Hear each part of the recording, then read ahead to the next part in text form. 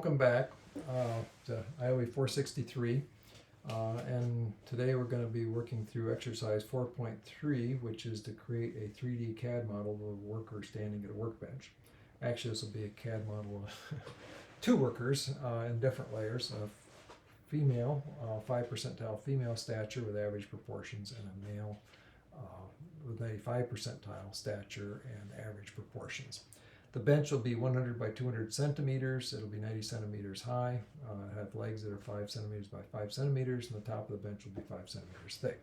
This all should correspond to a previous exercise that you did in 4.1 and 4.2 with in 2D. Okay, so this is what the bench will look like with a worker standing in front of it. Work will be positioned along the long side of the bench with a 10 centimeter offset. We'll use hemispheres to represent the reach limits, and we'll look at the intersection of these hemispheres of the bench to see how far they could reach on the edge of that bench, and we'll generate dimensions on that side. We'll also use viewports to look at the three orthogonal views in the same window, and we'll add we'll work through that. Okay, so let's, without further chatter, let's go ahead and generate our drawing. So I'm going to open AutoCAD, and we basically want to select a 3D drawing template for this. We could start with a 2D and it'd still work fine, but it gets us a little faster start if we go to 3D. And previously, when we opened this with a 2D window, we had Y on the vertical axis and we had X on the horizontal axis. So in this case, you can see X and Y are kind of the XY planes in the horizontal, and the Z plane is in the vertical. We'll start out specifying our units, which are in centimeters. So I'll go units. Decimals is the default. We'll take that. Precision, we'll go to 0 decimal places. And we'll come down here to centimeters. Okay, we should be good to go. All right, so let's start out by drawing our bench, and we're going to draw our bench in the horizontal layer here. So let me just kind of move the XYZ gizmo down here in the lower corner, and I'll get the rectangle tool, just like we did before. And the default is to make the rectangle in the horizontal plane. So I'm going to come out here away from the XY gizmo here, so I don't have, so the X, Y, Z gizmo there doesn't obscure some of the dimensions or drawing details that I want to make. And I'll just come out here and I'll type 200, comma 100. And of course it goes off screen, so I'll just go Z, return A for all, and there's my desktop. Now, we're working in 3D, so we want to give this some thickness, and we'll go to the modeling tab here, and we'll see one of the tools at the top says extrude. So I can either just click on that icon, or I can type EXTRUDE, which will be the same whether you're working on a Mac or Windows machine. I'll click the outline of the top, type return, and you'll see right away that this pops up and starting to want to give it some thickness. So I'll just kind of pull this in upward Z upward in the Z dimension, and I'll type 5 for 5 centimeters, and there's my bench top. Okay, so but it's sitting on the ground, so I got to move it up to elevation. The specification is 90 centimeters, but the top is already 5 centimeters off the ground because of the thickness of the bench. So I'm going to use move, MOV, and I'll select the object to the top. I'll type return, specify a reference point. And you'll notice if I come up, it's easy to kind of get off track there a little bit. So you may want to come down here and turn on your ortho tool, which will constrain it to moving in X, Y, or along X, Y, or Z axis. So I'll just move this up, and I'll just type 85, and that's got my bench up near 85 centimeters. Now I will come down here and put some legs on it. And to do that, I got to get to the underside of it. So I'll go up to this view cube up here. And that enables me to look at this from different perspectives. So right now I'm looking at it kind of from above and from the right. So I'm going to come down here and give it a look at the underside, where I'm going to put my legs. So let's start up here in the upper far left corner. And I can do it basically the same way I made the top using the rectangle tool, escape here, and the extrude, but I can use this box tool right next to it, and it actually kind of combines the rectangle and the extrude tool. So I'll come over here and zoom in this very carefully so I know I'm actually getting on this corner, and I'm going to specify the first endpoint here as my base point. I'm going to come out here and I'll just type 5, 5, which is the cross-sectional dimensions of the leg. And then I'll just pull this down a little bit, and you can see it's making a leg for me, so it's automatically going right to extrude, and I'll type 85. So there's my first leg. Now I want to copy this and move this leg to the other corner. I could do the same thing, you know, with the box command, but why don't we just copy it? It's probably easier. So let's go copy, CO for copy, select the leg. And again, I want to be very careful about selecting the point where I'm going to use as my reference for moving it to the other corner. So I'm going to click on this endpoint, this corner, and let's pan over here to the other end. Okay, and again, I'll be real careful. Get this corner here. Okay, and that looks good. I'll type escape to tell it I'm done. Oops, escape. I'm done. Okay. So now I'll zoom back out, and you can see I got a two-legged bench, which is not stable. So what I'll do is I'll just copy these two legs, select them both, and I'll go copy again. Since they're already selected, it doesn't ask me to select them again. I'll come up here, I'll zoom in on this so I can isolate this corner real clearly, and I'll move it to this lower far right corner on this view, and return until I'm done. Zoom out a little bit, and you can see my bench with all 4 legs. I'll come back to the top, upper right, upper left, upper right corner of that view cube, and there's my bench. Okay, so I want to put the bench in a separate layer. I probably should have done that, created that layer first, but since I didn't, I'll do it now. I'll come over to my layers window. I'll click on the new layer command. I'm going to type bench, B-E-N-C-H. Let's give that bench a color. We'll maybe make it a brown. That gray looks a little drab. Select a color here. So let's go to index color, and maybe we can make it a, let's take this gray. How does the gray look? Okay, it'll suffice. And then we'll click on the bench here. We're in the base layer, and actually, you know, when I click on the bench, you notice that the top and the legs are all separate. So let's just select everything here. I'll just use the lasso tool and go around it counterclockwise so it selects everything that it touches. And I'll type group. Okay, so now when I type on one part of it, it selects everything, so it keeps me from losing the leg accidentally, this process. Okay, so now I got the whole bench selected. And I can come over to my properties window, and we'll just come over here to where it says layer. You can see it says it's in the 0 layer, and I'll come down and select bench, and that should put that into the bench layer. So I'll just type return to tell it I'm done, and there it's in the bench layer. And you can tell because it turned brown. Okay. So now I want to start creating my stick figure. We're supposed to put the stick figure here in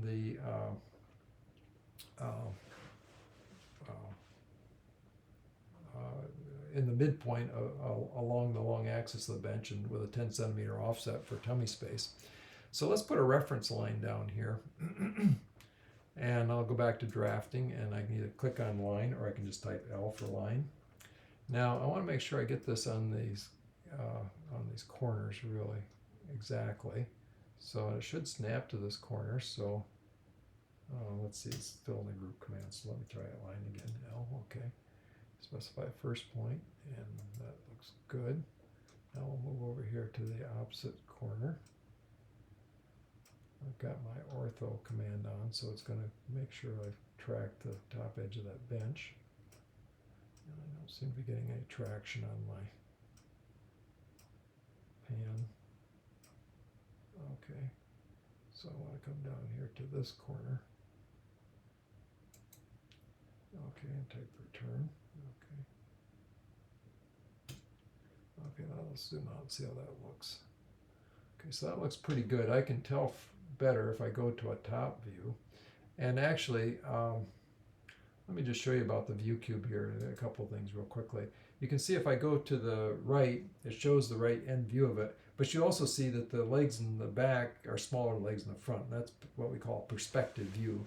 And what we really want to use here is a parallel view where the things in back actually have the same dimensions as the things in front, and that just makes it easier to tell if things are aligned properly.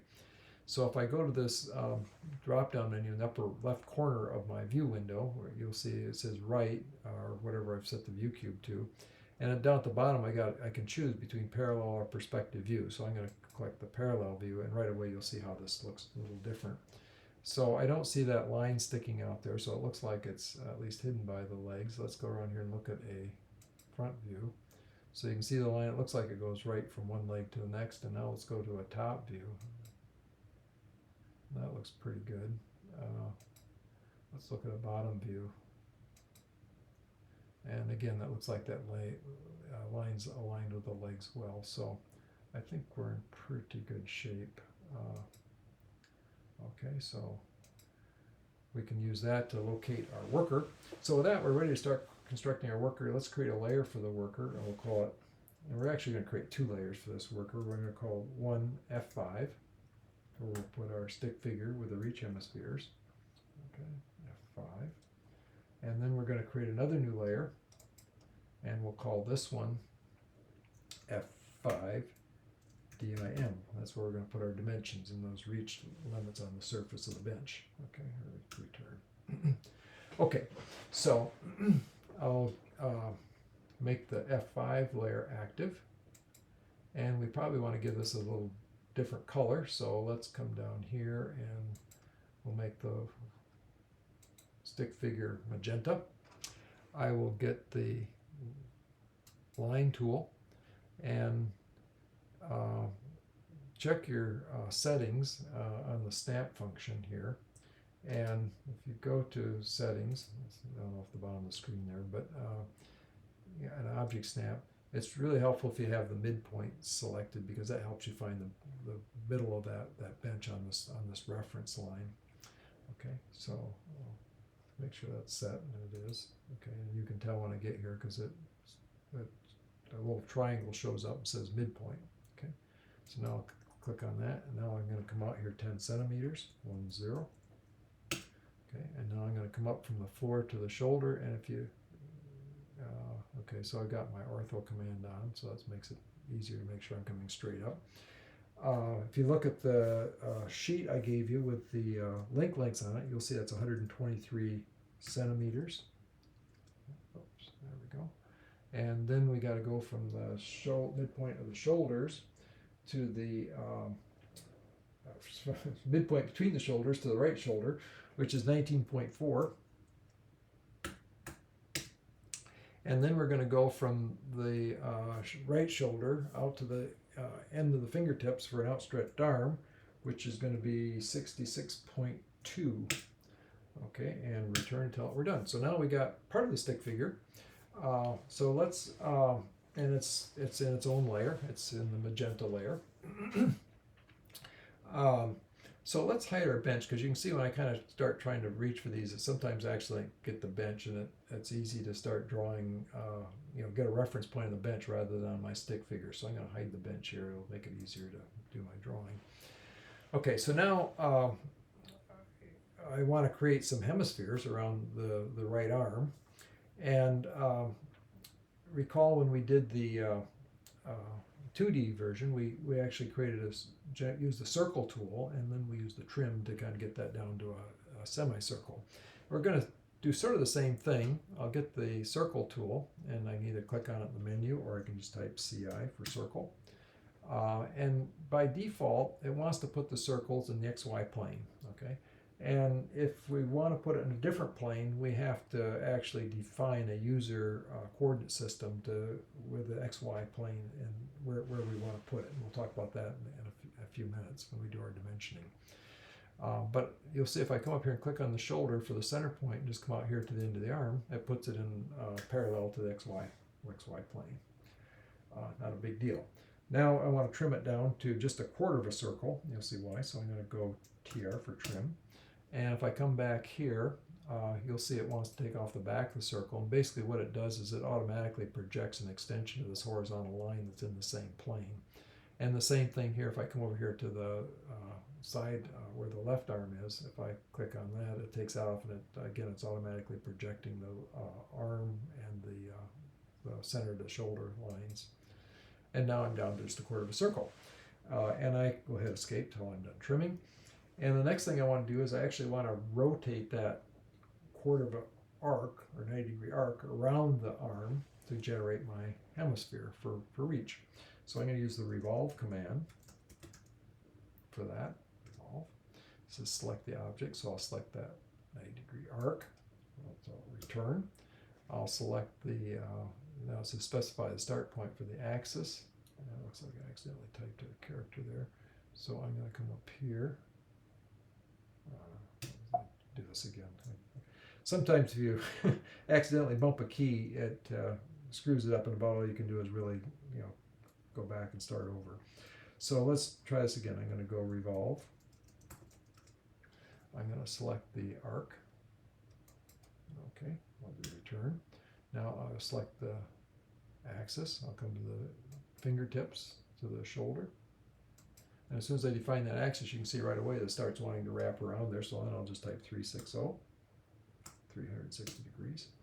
And voila, I've got my circle. You'll see that the line, the arc that I used to create this is still there. So let's get rid of that. That's a little bit of a distraction. And I'll try to come back in there. There you go. Real carefully select that. And then I'll just hit E for erase. And now I have a nice continuous circle. So I can essentially do the same thing now for the left arm.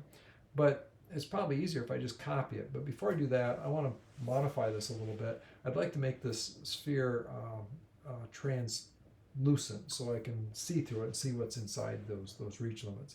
So what I'm going to do is I'm going to select this, and then I'm going to come over to my properties window, and I'll come down here to where it says transparency. And to the right of that is a drop down where I can select object by block or by layer. So I'm going to take by object because my hemisphere is an object. And then I'm going to set the transparency here with this little slider bar to the left of it, and we'll bring this up to maybe 60%. Okay, and I'll try to return. Okay, all right, and then I'll come back here and hit escape. Escape again out of this, and let's see if that takes. So I'm going to use the orbit tool, hold the shift key down, press my center mouse button, rotate this around, and let's look at the stick figures and see if they show up through my hemisphere, and indeed they do. Okay, so I'm going to bring that back. I kind of like this perspective where I'm looking over the worker's right shoulder. I can see what they're doing. Okay, one more thing I think I'll do while I'm in this layer is let's change our line weights here so they're a little bolder and they show up a little better. So I'm going to select these these lines representing the arms, and I'll deselect the hemisphere. Okay, and I'll come up here to the layer window, and you can see there's a drop down here for line weight. I'm going to come down here and select maybe 0.35 for the weight of that line, and I'll type return, and oops, I hit return, it deletes it. I don't want to do that. So let's try this again. I'm going to select the line for the arm, the line for the shoulder, the line for the torso, the line for the foot. Okay, that looks good. Now, let me try this again. I'm going to go to weight. I'll make that 0.35. Okay. So now, let's come hit escape to deselect that. Now, does it still show 0.35? It's showing 0.35, but the line weight didn't change. So let's come down here, and you can see that there's a icon here. When I put my cursor over it, it says show hide line weight. So basically line weight is a feature that you turn on or off, and I'm guessing that it's probably off by now, and I'll find out for sure if I just click on it, and you can see it turns it on and now shows the line weight. By the way, right next to it's another one that shows show hide transparency. So if this arc doesn't become, or this hemisphere doesn't become transparent when you set the transparency on it, check to see if it's turned on. I don't know why they default that to off, but they do. Okay, so now look at what happened. Oh, I gotta put my other, forgot the left arm.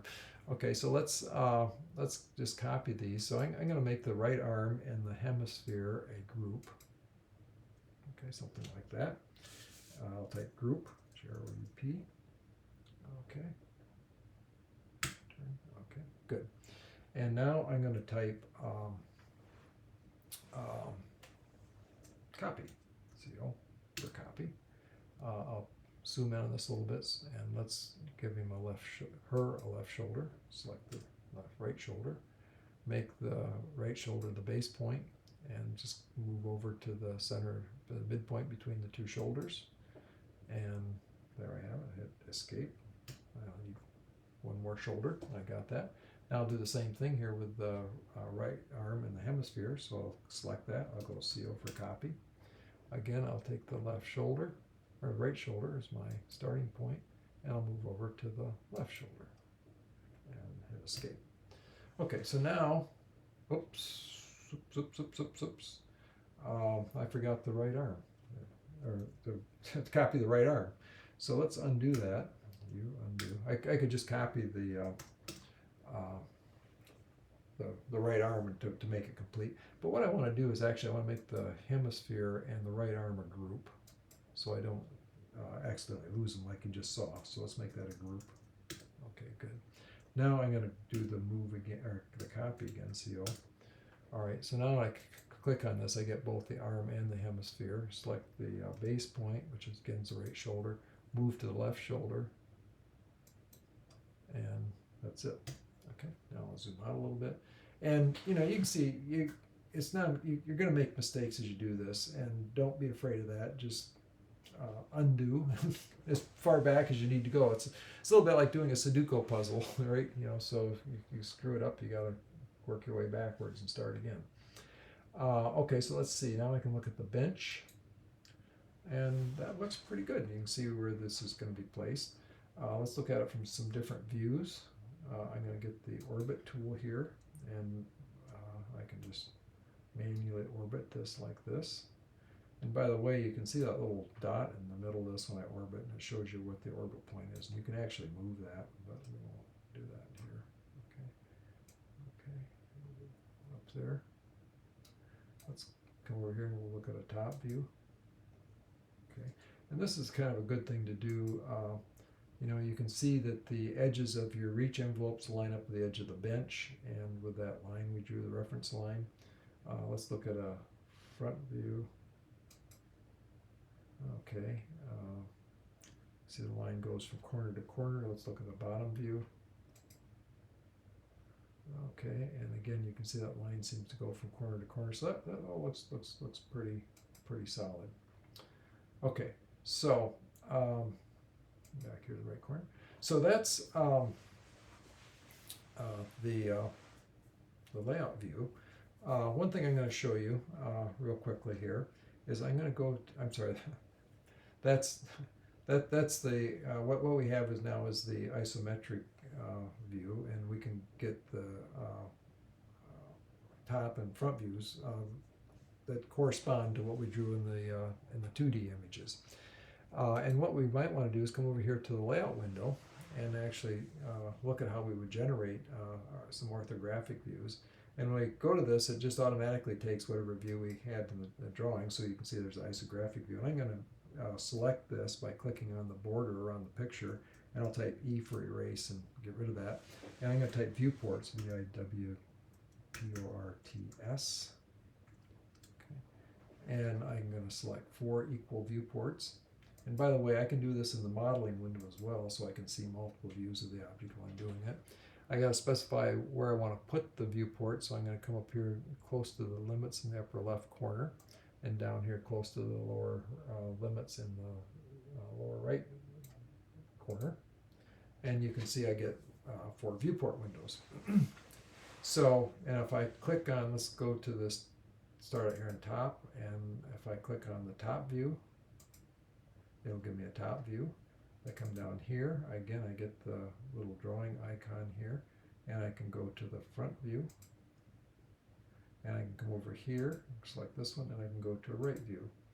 And now you can see I've got my 3 ISO or orthographic views that we worked so hard to create in the 2D, and now I can get them, this tends to line them up pretty closely. You may have to do a little bit of jiggling to get it perfectly aligned and get the scales exactly the same.